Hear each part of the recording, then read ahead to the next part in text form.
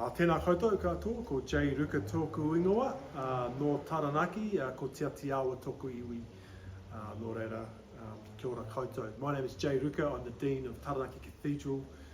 My tribal affiliations are with Te Atiawa here in Taranaki in New Plymouth.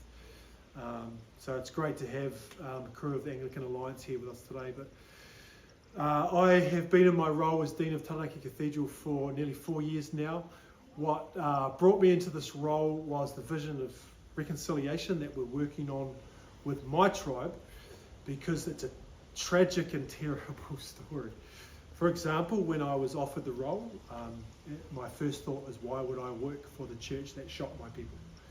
Because the British Army came in here in 1855, overtook our church, which is the oldest stone church in New Zealand, built in 1846, and garrisoned it. So Māori, our indigenous people, nicknamed St Mary's the Garrison Church because of that story. So when war broke out in 1860, it has had a bad reputation of where the British Army moved up and down this region, south of the coast, north of the coast, and fought my people.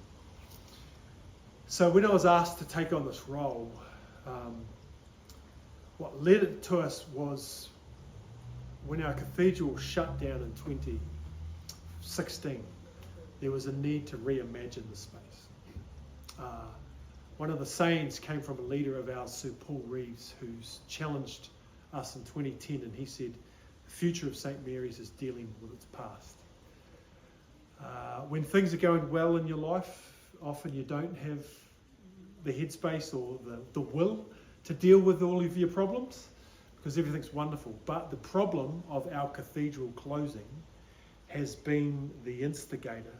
It's been the spark plug for us to deal with our colonial issues, where this place of St Mary's, where the army came in and out of, where it was used to justify colonisation for our people, the closure of the cathedral has really caused us to bring about change. So in wanting to re-strengthen our cathedral, we've gone, well, how to re-strengthen our space. Part of that is that we need to strengthen Te Ao Māori, the Māori world. We need to strengthen Ngāti Te Witi, the local sub-tribe that lives here in downtown New Plymouth. So as part of that, we came up with this idea of building a whare, a wari, a house, that is a reflection of Ngāti Te Witi here next to the cathedral. So the imagination of that, and then meeting with Ngāti Te Witi was like, well, hey, what could we do? And so the space that we're in, which you can see around you, the design of these, all shaped after the weaving of our baskets. And there's a story in 1881 where a community south of here called Parihaka was, in a sense, destroyed by the New Zealand Army, the New Zealand government in 1881. Our people woke up in the morning of November the 5th to see the thousands of soldiers there, our people had baked bread and filled them in these woven baskets, and the children went out and fed the soldiers fresh bread as a sign of, we're not here to fight you, we're here to offer you peace. They fed them bread, went back into the village, sat down, and then the army came in, imprisoned the men, ransacked the village.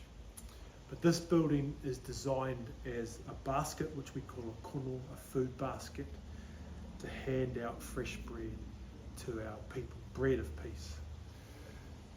And I would never have believed that a building could bring about change. So if 1860 marks the year where the wars started, and in a sense our people left this area, this church, April 15, 2023, when we opened up this whare, this house, our people have come back and keep coming back, and it's changed the game. It's changed the narrative, where a space that looks and feels and sounds like my people want to be here.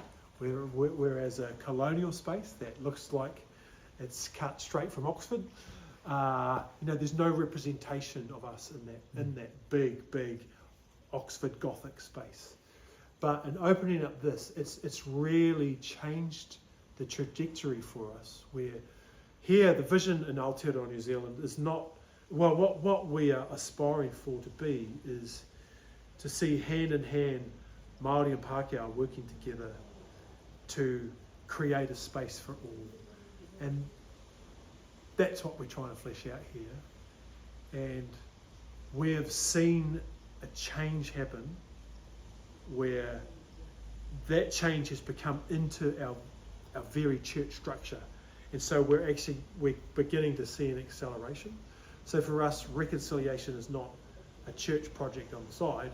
Reconciliation is not, we don't have the reconciliation committee. Everything we do is fleshing out what does it mean to be Māori, what does it mean to be Pākehā/European New Zealand, what does it mean to be New Zealand of all nationalities, but connected to the Indigenous story. And that's what we're fleshing out here in Taranaki Cathedral.